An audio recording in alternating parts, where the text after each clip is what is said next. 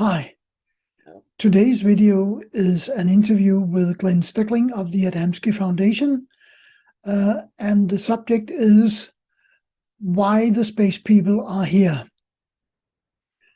I hope you will enjoy the interview and talk to you after the interview. Let us start with that. Yeah. There are multiple civilizations in the last 100 years that have progressed to the point of being able to visit us. Some of them have existed in this solar system for many tens of thousands of years. Others of them have come from different solar systems, like you have mentioned, and others from other ones still. There is still a certain amount of a limit of how many have come due to the technology that is necessary to travel these long distances of space. And so originally, there's a race of people called the Triterians, and we discussed this before, whose function it is to seed inhabitable planets in systems as they become prepared to sustain human inhabitation. The evolution of the species comes through the regular channels of the bombardment of amino acids and RNA and DNA and all the materials from space. We like to call it panspermia, where only the meteorite carries the ingredient, and when it hits the ocean or land, then it seeds it. But in reality, and we have admitted this already 20 some years ago, there are several tons of these organic materials that rain down from us from space through the atmosphere onto the surface of the planet every single day. So the womb of creation, which is space, is providing the materials that are going to evolutionize the planet, prepare it for life, produce a certain amount of life, but it will not produce human life. You are not a monkey. You will never be a monkey, and they will never find the missing link in the chromosome because it doesn't exist. You have developments of certain species within the parameters of their phylums, but they do not transgress into the other species. Like I said before, the whale doesn't crawl on land and start to build spaceships, and the reptile, the crocodile, doesn't all of a sudden decide to sprout wings and fly through the air, and so on and so forth. Scientists today would love that you believe that, so that everything stays within this realm of containment, the so-called chaos of nature theory, where everything is just haphazard, thrown together into the soup, and whatever comes out, comes out. And that is not how nature works. It is not arbitrary. The principles that govern nature are universal throughout the cosmos. So that after a solar system is formed and the planets are formed, and you go through a process, let's just take an arbitrary number and say planet Earth is 4 billion years old, and let's say 1 billion years ago, the possibility of sustaining human life was investigated. The Triterians came and left a colony. They found that they were a little premature in the preparation of the planet, and they packed up and left. Others afterwards came at different periods of history. There are a group of them that came a little over 200,000 years ago. Then there's another group that came about 65,000 years ago. That group came from planets within our own system and interacted with us through the different points of our history, whether it was during biblical times or pre-biblical times, prehistoric times. These are where the ancient records come from of the winged beings that have come down in order to interact with us and to help us and be a progressive a nature, progressive servant. And that is one of the reasons that they have come to visit us, because it is said that is the one thing that man should do, and that is to learn and to serve. And this is the mantra upon which they live. They travel the cosmos and they see the magnanimity, the huge expanse of God, creative intelligence, whatever you want to call it, its expansion and its existence throughout the cosmos and universe. And regardless of whether they want to tell you, there is no such thing as the Big Bang. The scientist who postulated that even said so himself. And the hardest thing we can do academically is imagine something that has no beginning and no end. It boggles our mind. But in simplicity's sake, to have a beginning, you have to have something that supports that beginning, causes that beginning. And so by traveling space, our space friends are serving one of their functions, and that is to explore and to expand their knowledge. This is a common right of all sentient beings, no matter where they are. The whale is curious, the shark's curious, everybody's curious, and including us. We are curious into the exploration of determining what else is there, what more can I experience, what more can I learn, because nature is the manifestation of God's creativity. And by exploring that nature, you learn to learn supreme intelligence itself. It doesn't come from another person. It comes from nature itself. As Jesus said to his disciple, there are those of you that will do greater things than I have done. Well, if he was God, how's that possible? Because nobody can outcreate God. He also said man must carry his own burden, which means he wasn't carrying the burden of all of your sins as well, because only you can be responsible for your actions and consequences. And so a great deal of misinformation is broadcast by religious organizations in order to keep control of the masses. So exploration is a major issue for them. The second one is that they are looking at the conditions of the solar systems, the suns, and the planets, because they understand that there is a natural cycle, and that is birth, and then the word I'm looking for is function or life, and then disintegration, which we seem to think is death. For them is merely transformation. The molecules are re-energized. They go into the black hole when the sun collapses. The molecules are pulled in, torn apart, then put back together as they come out the other side. You are not traveling through a black hole because you ain't coming out the other side except for in little tiny atomic pieces. That's another science fiction misnomer. And so those elements are re-energized, and the whole process of creation of a new system begins thereafter. And so they watch very carefully, and they have been here for the last, I'd say 100 years, studying that specifically, because our sun is going through a polarity shift. We have an immense amount of solar flares and solar eruptions and highly volatile solar winds that are tearing through the solar system.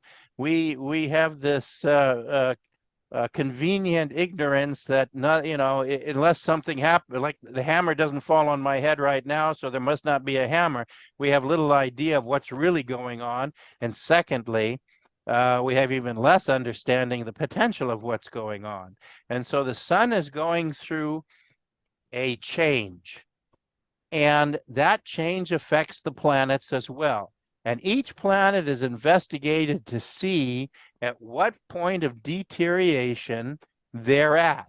They are particularly looking at us because we have exploded nuclear weapons, 815 underground and another 300 in the air, in which it's literally takes the vibration of the planet and shakes it like a bell. That you can hear the planet actually reverberate like a bell, and this sends oscillations of unstable frequencies into space, which affects their lanes of travel and their safety and the conditions on their worlds as well. They don't think that if we want to destroy ourselves, Well, that's a shame, but we don't have the right to do that to them. And if we destroy our planet, this will automatically yank one out of the orbital plane around the sun, and the rest of them will collapse too.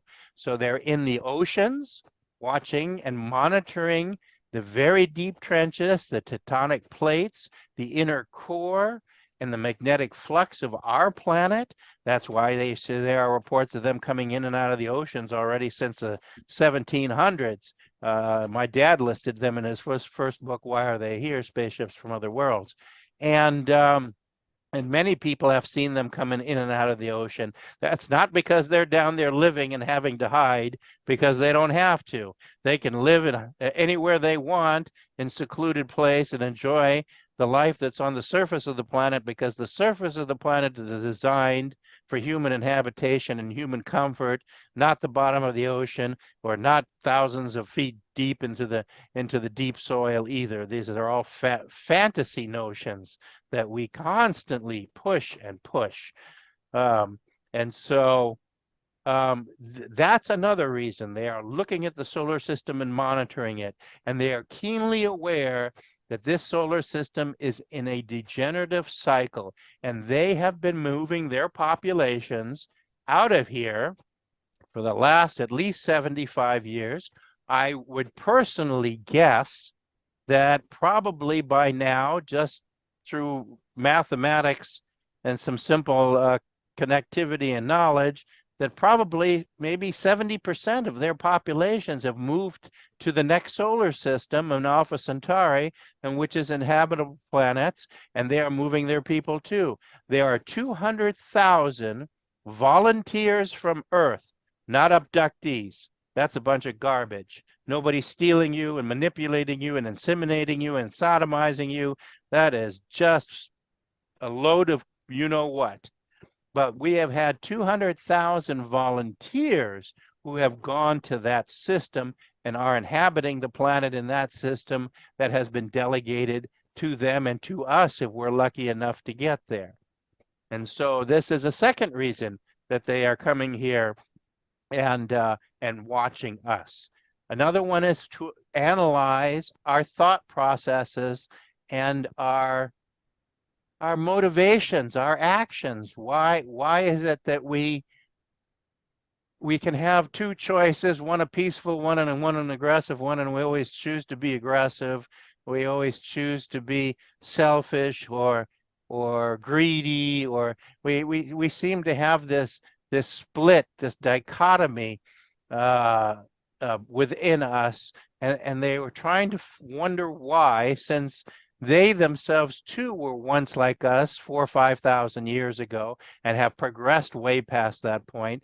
They get to look back and see how we have acted as the evolving human being. This is not any manipulation of your RNA and DNA. I watched a program the other night, and that's all they could talk about. You know, that you are a grand experiment. They're thousands of years ahead of you. Their body chemistry, and for RNA and DNA would be so more far advanced than yours. What in the heck would they want yours for? It would be a degradation for them. Yeah, a step back. Definitely a step back. It's a step back. They have no use or value to that. Nope. The only one that does is our own laboratories, in which our own secret laboratories, where we have scientific and military experiments, where we experiment on animals. We graft the head of a monkey on the end of a giraffe, and we do all kinds of horrific and grotesque things. And believe you me, we experiment on human beings just the same. Yeah. There is no limit to the horrific degradation and lack of morality that we exhibit. And that's another thing that they wonder, why is that? Why is it that we're not willing to take a progressive step forward and to learn a better way of life and have a better way of life rather than destroy each other in the process?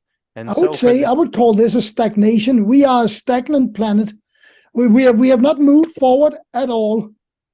We have technical, as George used to say, we are technological giants and moral idiots. Yeah. And because if you do not match the morality and the ethics to the science, then there's no control of it. We decide that instead of saying this is within nature's realm and nature provides this for us, let's study nature in order to understand this, we do everything contrary to that. We try to destroy it. Instead of merge with the atom, we want to split the atom. And in the process of splitting the atom, we create dangerous radioactivity and byproducts that are detrimental for hundreds of thousands of years to our own people and species and the whole world for that matter. And so they are intently curious in that, and they come amongst us. As we mentioned before, my father met with the scientists, and the scientists asked him, amongst many different things, but in this case, he asked him how many space people are walking amongst us. And so my father looked at him and smiled. He says, well, that in itself is an admission that they are like you and I, because you couldn't walk amongst us and not be recognized if you didn't look the same. So my father wrote down a number. The scientist on his paper wrote down another. They traded, and they had basically the same number. So within an internal circles, they know what's going on, and they're not buying this crap that is being perpetuated and broadcast and marketed in order to profit from people's ignorance in this UFO field. The psychism and mysticism has become the controlling agencies within this particular field itself. And so these are some of the major reasons why they come amongst us. Now, when I watch some of these programs, I watch some of these so-called academic intellectuals, and they'll say, well, you know, to them, since they're so advanced, first of all, why would you travel all this distance to see something else? Well, why would I get in an airplane and fly to Japan or go to Indochina or go to Australia? Because I'm curious. I want to learn something else and something more. I mean, it's within your character. It is built into your genomes. And secondly, they also make the same statement, well, they're so intelligent that we must be like ants to them. And that is a purely earthly intellectual egotism.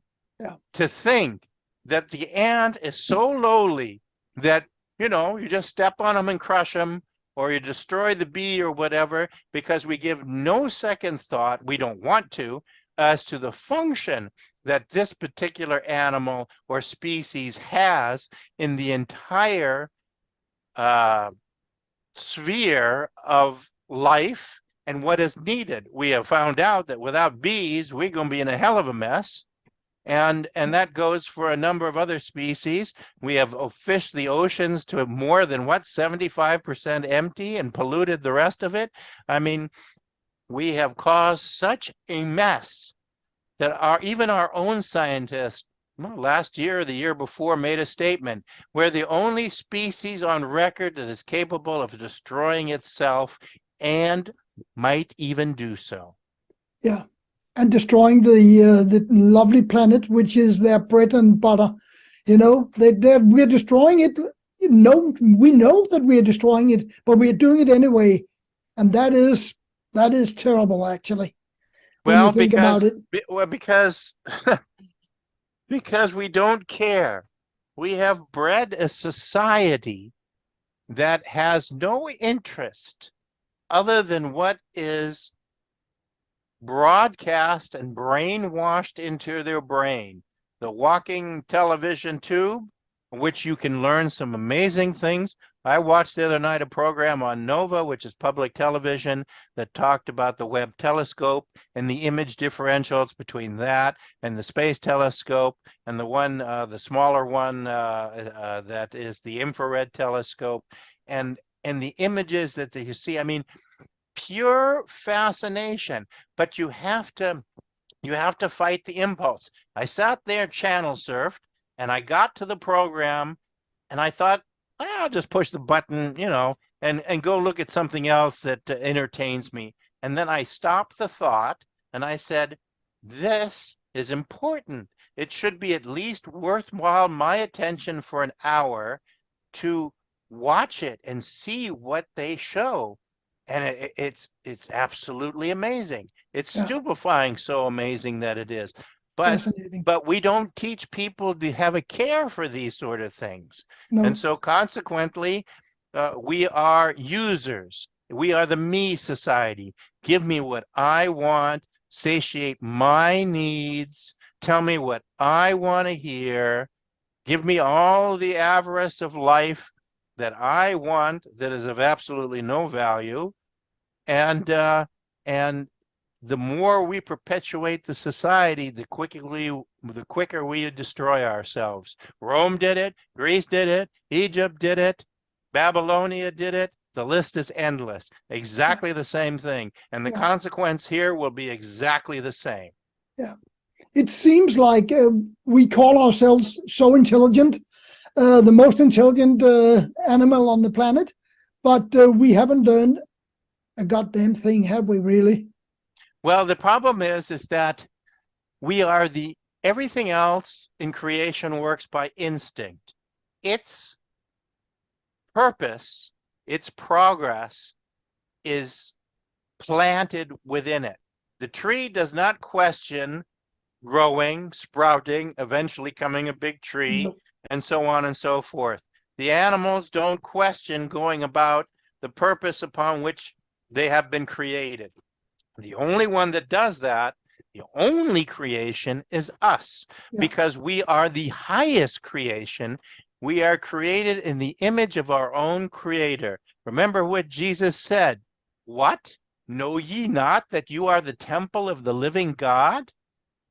And the fact that if you know yourself, you shall know all things. And he's not the only one who said it. The Oracle of Delphi said it. The Buddha said it.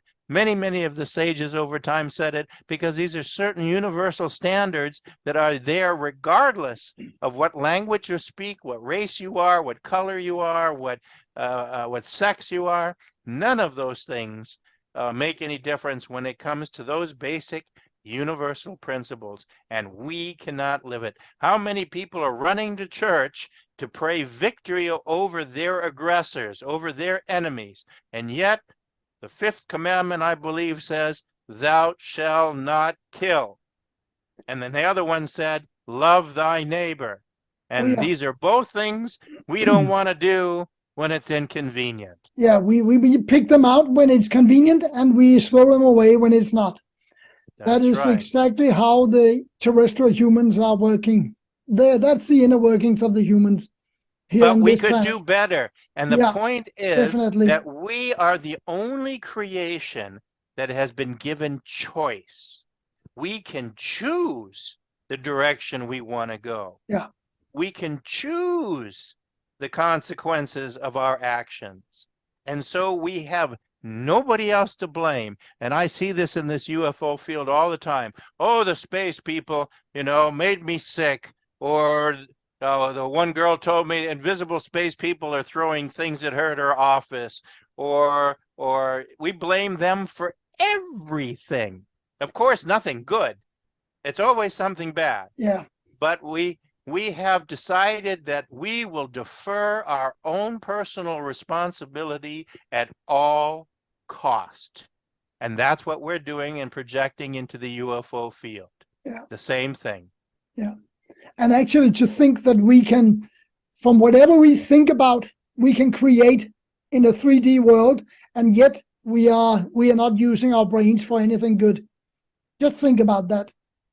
And once again, we can. I mean, we have done amazing things in some respects. We've had help. There's no doubt about it. Oh yeah. Just like what's his name? The father of German rock, Hermann Oberth, said when they asked him to what do you attribute such the astronomical advancement in technology, he said we had help. Yeah. And so the reporter said, help from who? And he points up into space and says, from the space people up there. Yeah.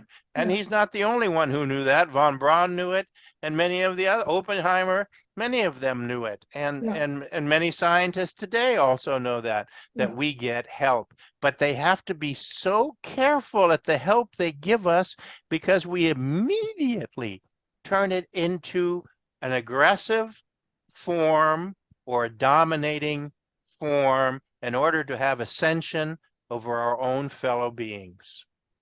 Glenn, in closing, what do you think there is an end goal for the space people?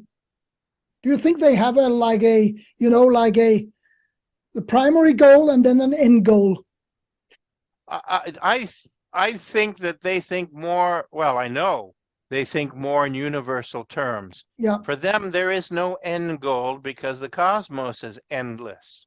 And if we don't choose to make changes, there are trillions of other planets inhabited with trillions of more people spread throughout the cosmos, all at different levels of advancement, in which they will be happy to accept some help. As you mentioned with the group that you are aware of, that they have pulled out of this particular system here, and they are working now on another system where they find the people more conducive to wanting that help and to exemplifying that help. Much more welcoming, actually. Yeah, and I think that that's a great idea, because you know, if I open my front door and next door the neighbors are yelling and screaming at each other, throwing plates and shooting, I'm not going over there. I'm going to go someplace where somebody is acting peacefully and I can have an intelligent conversation and actually get somewhere. I will wait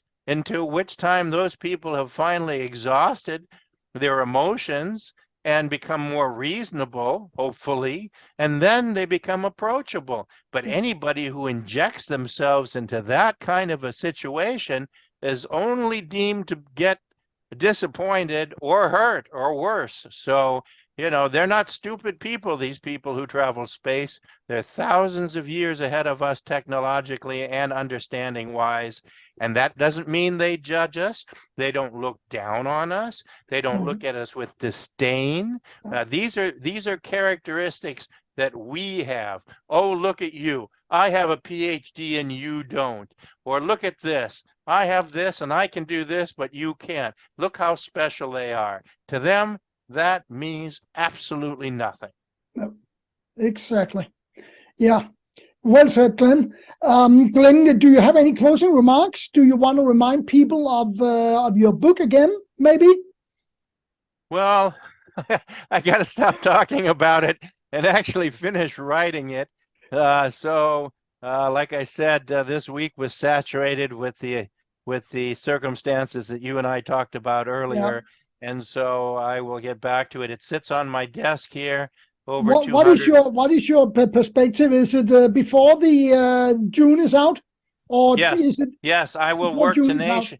I have one thing to do this coming week that I mentioned to you, but 90% of my time is going to be concentrated on that book. And I have picked up some other books that I hadn't read for a while, and reacquainted with myself with some extremely valuable information. That's good. That's good. One of a good book is by Colonel James Churchward. I believe it came out in 1936.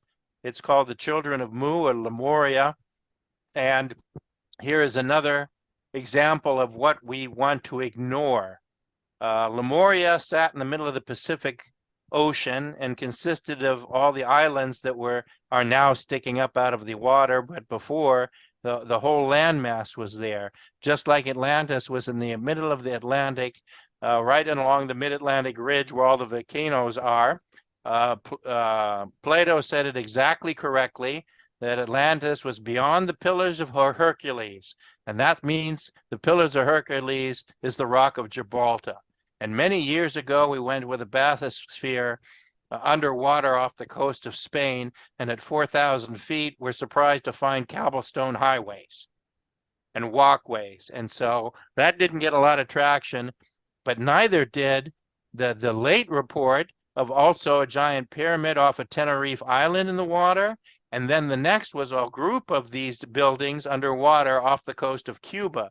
That material was quickly silenced because our academics do not want, first of all, the people to become scared or educated to the fact that continents can rise and fall depending upon whether they are sitting on gas belts or tectonic plates. Atlantis was like a pie crust. And if you crack the middle of the top of the pie crust, the crust collapses in upon itself.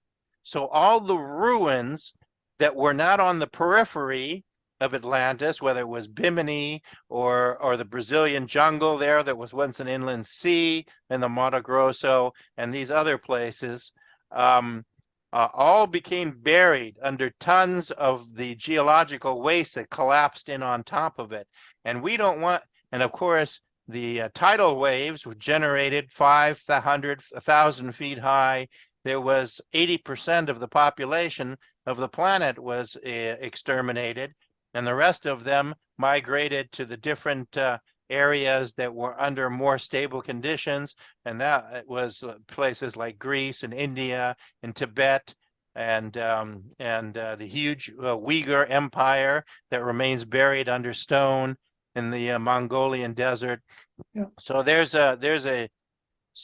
so we once again are hiding from people the consequences of the geophysical change that are possible on this planet, which should give us even more incentive to get ourselves prepared to go into space and to not send into space the very politicians and military people who have caused these disasters to begin with. They should be the last ones. They should be left behind.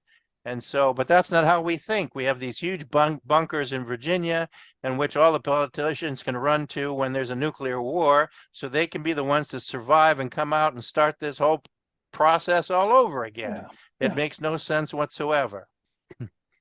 Glenn, thank you very much for this extremely interesting little interview, which wasn't really an interview, but which was a very good talk by you.